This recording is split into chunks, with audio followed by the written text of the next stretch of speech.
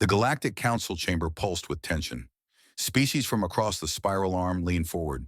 Feathers ruffled, chitin clacked, bioluminescent tendrils dimmed in anticipation. For centuries, humanity had been the great enigma of the stars. Primitive, chaotic, stubbornly independent. They contributed little to interstellar politics, rarely shared technology, and refused to let Council surveyors near their outer systems. So when Earth finally responded to the Council's request for a joint fleet demonstration, no one expected much. A few corvettes, maybe, a destroyer if they pooled resources. Certainly nothing that could compare to the might of the Krellian dreadnoughts or the elegant precision of the Marathi cruisers.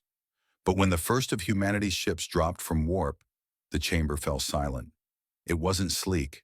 It wasn't beautiful. It was massive, a floating cathedral of war, armored in matte black plates scorched by centuries of battle.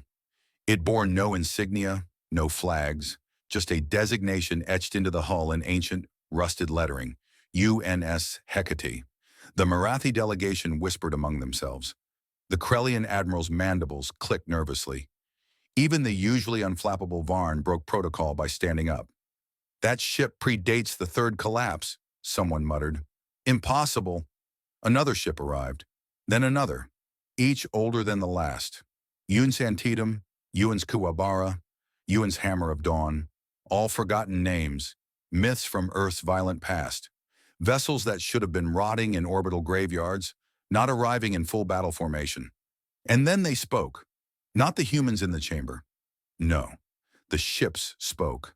Their onboard AIs, ancient and awake, projected voices across the Council's bandwidths, each one rich with personality, purpose, and memory. "We were forged when Earth still bled," the Hecate intoned, its voice like grinding stone.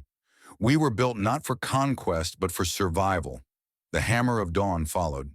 "We watched the rise of empires. We watched them fall, and we endured." Confusion turned to dread. 100 civilizations had assumed humanity's silence was weakness. Now they saw it for what it truly was: restraint. The lead human ambassador stood slowly, adjusting their collar. Calm, deliberate, cold. "For centuries," they said, "we listened while you called us backward. You saw our colonies and assumed they were all we had. But we remember the First War. We remember the Great Silence. We remember what it took to survive the void when no one came to help." They paused, letting the weight settle. "We didn't forget. We prepared." Above them, in orbit around the Council world, Earth's forgotten fleets aligned into formation.